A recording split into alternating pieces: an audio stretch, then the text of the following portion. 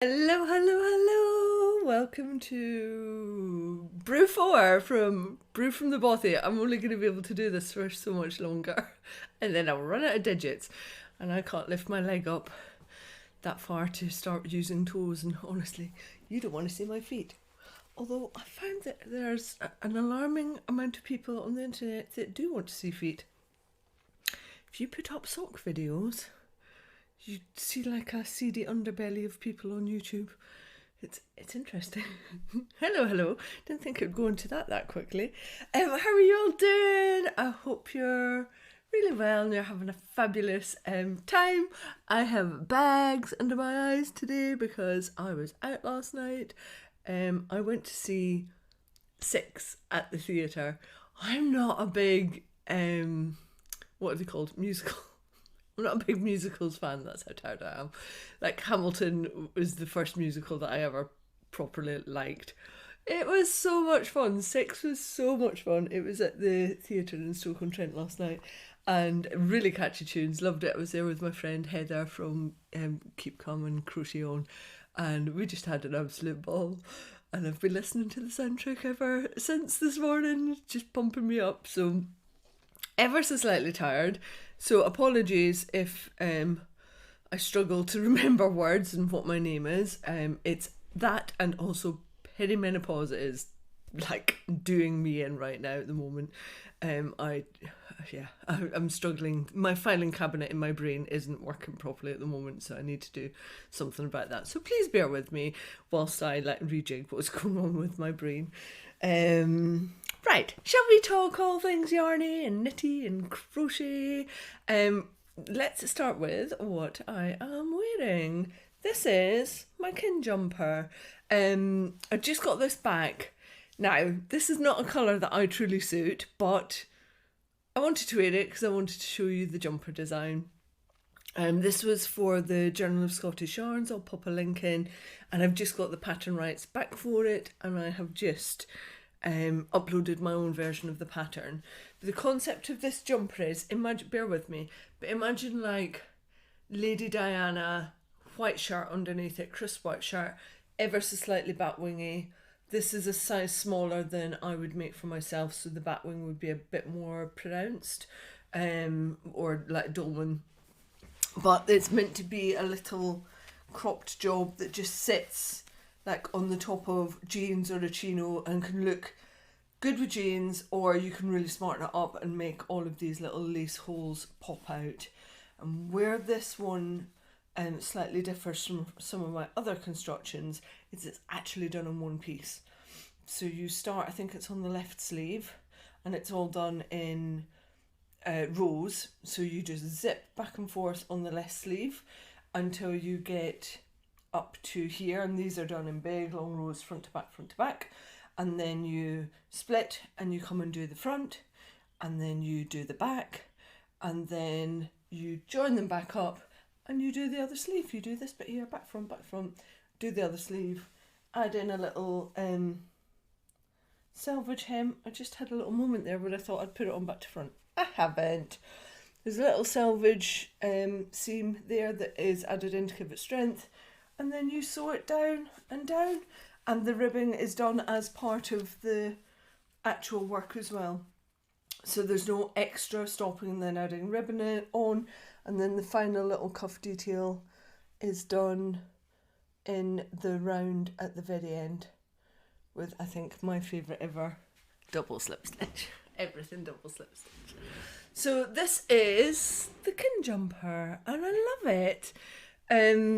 Properly warm, which I might have to strip off in a minute because also I'm having a little hot flush moment.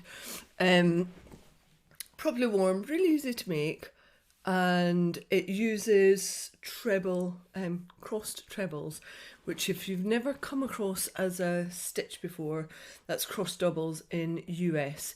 It's basically, if you imagine you're ready to do the next 3 stitches and you skip 2 and you do a treble over, and then you go back and you do a treble into the first skip stitch, and then a treble into the middle, so the second skip stitch.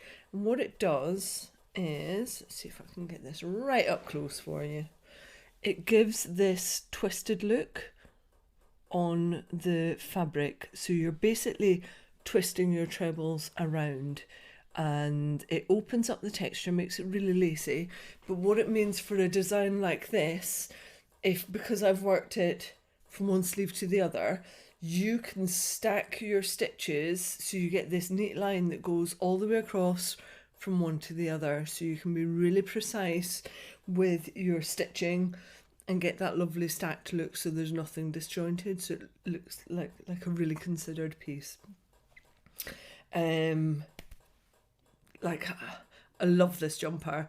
It took me a long time to get this concept together and to get it right. There would also be nothing stopping you if you wanted more of a collar on it. There's nothing stopping you adding a collar onto it afterwards. This has just got a little simple finish on it. Again, because I wanted to do it with like a crisp white shirt, or you could almost go like a bit of a ruff with it as well and do that slightly ethereal 90s look with it. That was kind of the vision that I had in my head. It was very much channeling late 80s, early 90s with this. Size inclusive, as always. That's what I do. And if you want to have a look at this, what makes it differ a little bit is it doesn't go on your bust measurement. It actually goes on your waist measurement, partly because in the larger sizes, the bust measurement is also taken into the back wing sleeve, so it would be false to take the bust measurement as where you're going from, because you've got no real way of measuring it. So you go on the waist bit here, which is like true waist, right on top of the hips, and that's the measurement that you take for the sizing that you need. And then I've taken into account everything that happens with sleeves and bigger bust sizes as you go up in the sizes, and also what happens when you go down in the sizes as well. So it's a little bit of an unusual one in the way that you look at the sizing. But this is Kin, now available on all of my platforms. So that is my own website, Provenance Craft Co, and also Etsy and also Ravelry. So I'm going to do a little discount code for you, which I think is something I might do every time within the podcast only, and maybe on newsletters as well. So I'm going to go with, if you pop in capital letters, Bothy, Brew, and then 20, that will give you 20% off the Kin pattern. And it's one that, because I've just done it recently, so it's all charted, like it's beautifully laid out. I've put a lot of work and effort into it. So yeah, you can get 20% off if you put in Bothy Brew 20, and I'm going to do that until, let's say, the end of April. My brain won't tell you if that's the 31st or 30 days off September, April, June, 30th of April. There we go. So one of the reasons I wanted to mention Kin is because I'm going to start working on another version of it. And this is also going to be for the Journal of Scottish Yarns. When I was up in Edinburgh, not last weekend, the weekend before, more on that coming, I was talking with Susan, who's the editor at that journal, and we'd been in discussions about me doing another design for her anyway. And what I really want to do is a cardigan version of this, so with a tighter neck, with a higher waistband, neckband, and slightly waterfall, probably keeping the sleeves quite similar. And I messaged her earlier in the week and said, how about we do something different, and rather than me having to hide a design that I'm working on for the journal, how about I talk about the design process openly and honestly as part of the podcast? Because usually what happens is I can't tell you about anything that I'm putting into a magazine or a journal until they're ready to hit publish, or they're doing the pre-publication marketing for it, which means that I can have loads of stuff going on in the background that I can't talk to you about, I can't put on social media, I just have to kind of work away on quietly. So we're going to flip that for the Kin cardigan, and I'm going to tell you about it like week in, week out, how I'm getting on with it, where I'm up to with the design process, any issues that I've had with it, so that you can see how much effort goes into getting a design prepared, getting it written, and getting it over to a journal, and also where the timelines are, because I will have to have that finished by the beginning of July, that pattern and made item, and over to Susan, ready for, I think it's going into the autumn-winter version. So you can see how far in advance it is that we're actually working on all of this stuff. And yeah, so I hope that's of interest to you, to see like the behind the scenes design process. First thing first that I have to get over to Susan is a schematic of how I think the cardigan will look and roughly what the measurements are in all of the sizes, because Susan always does size inclusive garments for Journal of Scottish Yarns. So more on that coming in the summer as I get going with the Kin cardigan. I already have the wool for it. I knew that I wanted to make this cardigan, and I bought the wool actually when I was on Shetland back in May last year. I bought the wool for it a year ago, but it's the same as this one, which is by Hazel at Easteroo. And I would just encourage you, if you don't think that you like a slightly more rustic Shetland yarn, Hazel's, I think, is the softest Shetland I've ever come across in terms of, like, it's a light DK. It's unbelievably soft to handle. It crochets up beautifully. You get good stitch definition in it. I suspect it would do exactly the same thing for knitting as well. Yeah, give it a go. Easteroo, I'll pop a link in the drop down for you if you want to have a look. So the cardigan's also going to be in Easteroo, and I managed to go to the wee shop on Hazel's farm to go and pick the colour, and that one's going to be a really like beautiful dark but slightly bright teal colour, more my more in my teal sweet spot than this slightly acid yellow. So that's what I'll be making it with. I'm looking forward to that. Slurp. So Edinburgh. Do you want to know about Edinburgh? Oh, it was amazing. I went up to the Woolly Good Gathering, which is in its second year running, up at Edinburgh. It was in a new location again, and I suspect they're going to put it in a different location again, just because it wasn't really what they wanted. And I don't think it's that easy to find locations that can take large numbers in Edinburgh. Let me just throw that on the floor. Oh, dear Lord. It was such a chilled out festival. Some festivals are really, really like overly busy, a bit angsty. There's a bit of like the knitterati rubbish that goes on with them as well. This was not that. This was, I think, a maximum of 35 vendors, one big auditorium, and lots of little antechamber rooms as well. Really great mix of folks that were in there. I bought a couple of bits, as you would expect, but I did promise I would pull together a quick video for you on Edinburgh, and I've done that. I'll do it as the next video at the end of this podcast. So if you want to have a little look at Woolly Good Gathering, I've got that there, very much from a visitor's point of view, so I'm not going into great detail with the vendors because you can look at the vendor list, but I'm showing you how it was set out, what the vibe was. It was really good, and I particularly loved all of the vendors were happy. Sometimes you go to a show and it hasn't gone down the way the vendor expected it, and you get annoyed vendors and it rubs off on the customers. This was not that. The organisers were out keeping all of the vendors fed and watered. They had a massive quiet space that they could go to if they needed to get off of their stand.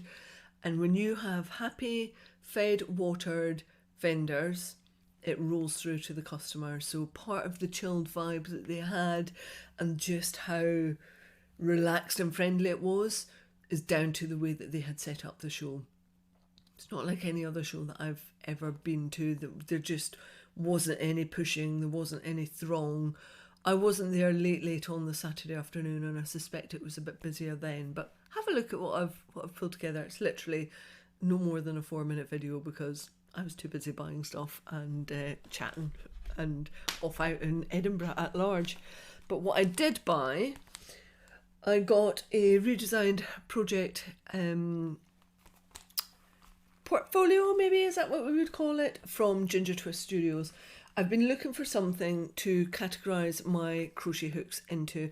I've got something similar, slightly bigger, for all of my knitting notions, but I really need something so I can quickly just go, there's a 3mm hook, there's a 5mm, there's a 6, there's whatever I need. And at the moment, what happens is I have them all in one big bag, and when I need a certain size hook, I have to go through all of them. So I treated myself to the InDesigns pouch, and that will just house all of my crochet hooks.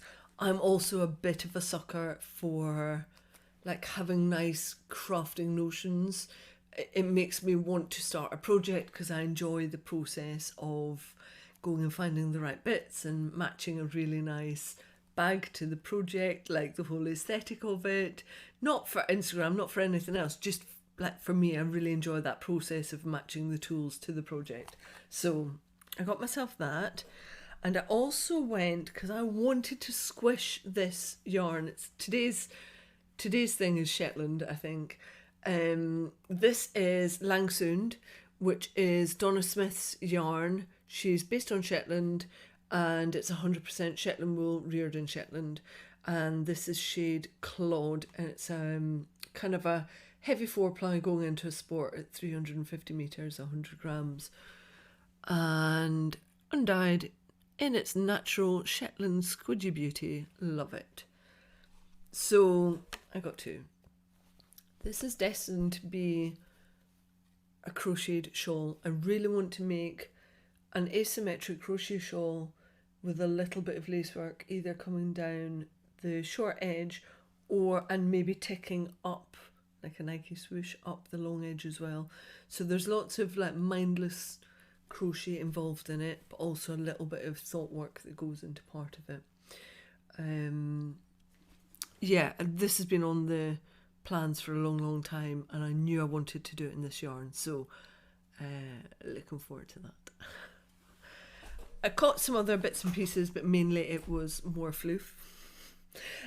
We also went up to a wool shop called Be Inspired Fibres. If you are in Edinburgh and you're looking for a wool shop, this was only about 10 minutes away from the venue. If you love a super curated, neat, beautiful, pristine, like museum type wool shop, this isn't for you. If you like a wool shop that is absolutely rammed full of treasure and has like box upon box upon box, stuff in bags where you just have to like get your elbows out and have a right good route about, because there's no like there's no order to the shop. You just have to go and find the treasure. But if you know your yarns and you know what you're looking for, and you don't have to be told this is the 4-ply section and this is the DK section, then Be Inspired Fibres in Edinburgh is an absolute treasure trove. Like treasure. I went twice. That's how good it was. But if you aren't confident in your yarns, still go and have a look, but I don't think it's the shop for you. But if you know what you're looking for and you've got the confidence to just go rooting, oh my word, the treasure's in that shop. I'll pop a link below. They have a website, but actually it's one of those where you want to go and see the shop and experience it for yourself. Because this sounds rude, and I don't mean it to sound rude, but it's like a bit of a jumble sale. I love a jumble sale, or a charity shop. I don't want to be doing it down because it was amazing. It didn't feel like that when I was in there, but like the chaos of it was so good because you just didn't know what you were going to find. It was not like beautifully presented, but there was so much treasure in there. Go and have a look at that shop if you're up in Edinburgh. Loved it. So the next kind of woolly little event that I'm going to be on is I am heading to the John Arbon Mill Open weekend, which is the 7th and 8th of June. It's a full weekend of woolliness. It's down in Devon and South Molton, near where they have the mill. You can go and do a mill tour. And I'll be down there working. I might be selling yarn. I might be in the cafe. Who knows? I just go down and like lend a hand. It's an extra pair of hands. So if you want to come along, I'll put the tickets. They're no money, and I think you get money back in a voucher. It's just so they can handle the numbers coming through. But if you did want to go on their mill tour, which is well worth it, you do have to book that in advance because it gets very heavily subscribed. People love it and come year after year, and some folk come for the whole weekend and just sit and chit chat and sip tea and eat scones and then buy a little bit of yarn and then have just a jolly chilled out weekend. So I will be there for that, but I'm also part of a panel this year for the Mill Open weekend. So let me get this right, because I'm going to be on a panel talking about knitwear design basically. Obviously I'm going to bring a bit of crochet content in there as well, but I'm going to be on there with Laura Penrose from Penrose Knits, Sophie from Knit Purl Girl, and also Anna, who is along Avec Anna. So the four of us will be on a panel talking about design process, knitwear design process. So that also is a ticketed event. So if you're going to come to the Mill Open weekend, and I thoroughly suggest you do, if you need a little jaunt in June, then come along to that and come and have a look at our panel discussion, talking all things knitwear. It will be like an extension of some of the stuff I talk about on here from my end. I obviously can't speak for the other three knitters, but that's the plan. So maybe I'll see some of you there. I love it when I see people face to face, and that was one of the glorious things about Edinburgh. It felt like before the COVID times. It felt really special. I saw people there that I have not seen for years. I met people there who I've chatted to online for years and years and never met face to face. It was really special. It felt community. That's how it felt right. It was really good. So more of that at the Mill Open weekend, and maybe I'll see some of you there. It'd be really nice. Right. Do you want to know how Scotland went on my big walk? I did not do 100 miles. The West Highland Way is a 96-mile walk, and we managed 55 miles of it before tears started rolling down my face. We've got photos of us at the halfway point at 48 miles. Smiles, happiness. We've got a photo of us at 50 miles because we were doing a photo update every 10 miles, and it was still like happiness, happy, yay. And I got to about 52 miles.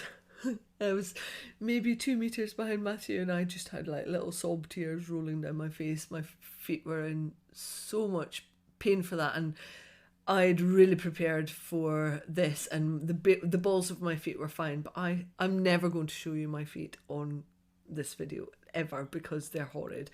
I have an ingrown toe here, and this toe, it's hereditary, overlaps the ingrown one, which impacts it even further. And I managed to get a midgie bite in there, which then the overlapping toe rubbed on, so I had a midgie bite with a blister on top of a midgie bite that started to get infected, and I was just like, I can't. And also my ingrown toe, basically I rubbed away all of the skin on it, even though I had compeeds to the max, everything. I was just like, I can't do it anymore. So we decided to quit while we were ahead before I hated hiking and walking, and we're going to come back and do it again. But the reason that it got painful is because on day 2 it was only meant to be 20 miles, and it ended up being 23, and it was grueling. It's up the east side of Loch Lomond. Basically after you get past a certain part where you have lunch, there really aren't any roads, So you only have a choice, which is to keep on going. And our hotel was at the very end of the loch and round a wee bit. So we just had to keep on going, and it was like through in the darkness, headlamps on, up tree roots, down tree roots. It's like it was a really grueling 23 miles, and I've never experienced anything like this physically before, where we got through it because I just was like adrenaline fueled. We have to get to the hotel, we have to try and get food, and we got into the hotel at 10:15 at night. It was safe because we were very well prepared, but it was just a lot.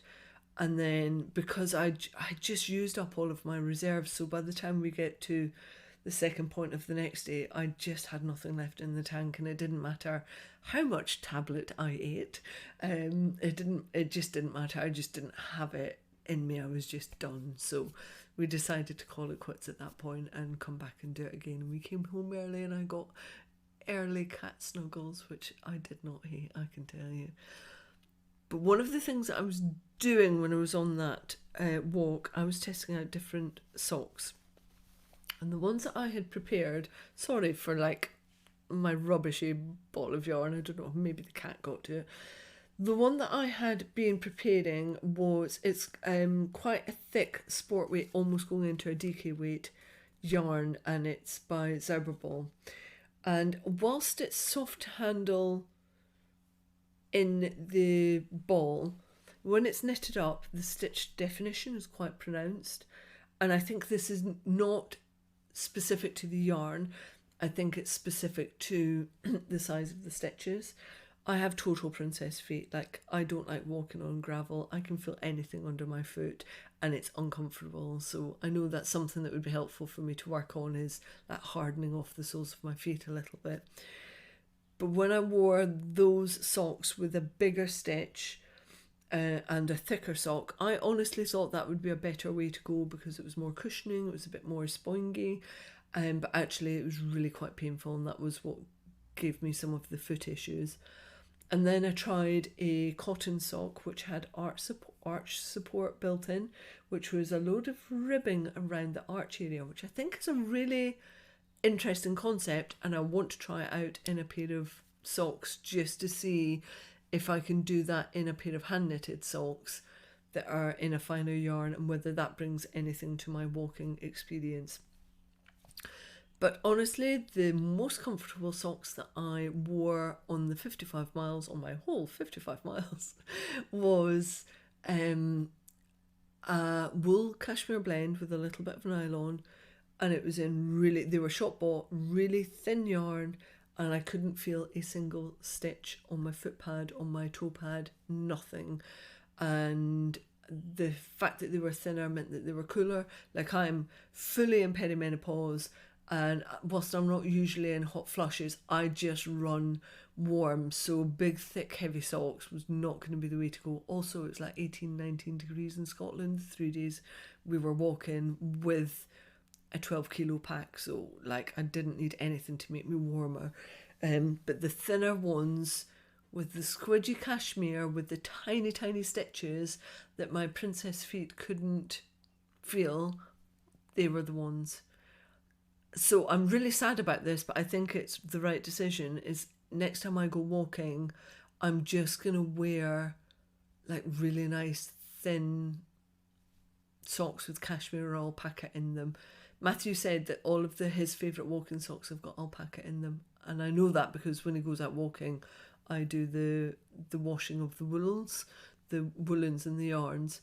And he always favours an alpaca sock. So I'm going to test down that route and see what it does. But yeah, my theory of thicker would be better didn't work. Thinner for me is better because I can't feel those stitches in my little princess feet.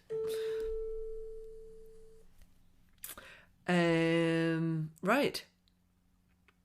I think that's enough. Feels like enough. Hopefully you're all really well and you've been having a lovely couple of weeks of it. I'll be back in 2 weeks' time, where I've run out of time, but I will have a finished jumper and I will have some finished socks to show you as well. And maybe I'll have started on a kin cardigan. That might be pushing it. We'll see. Until then, yeah, enjoy your Easter, because it's Easter weekend coming up. I will be decorating. So that is my Easter plan. Have a good one, everybody. Thank you so much as ever for being here and sharing a little bit of your time with me. It is much appreciated. Bye bye.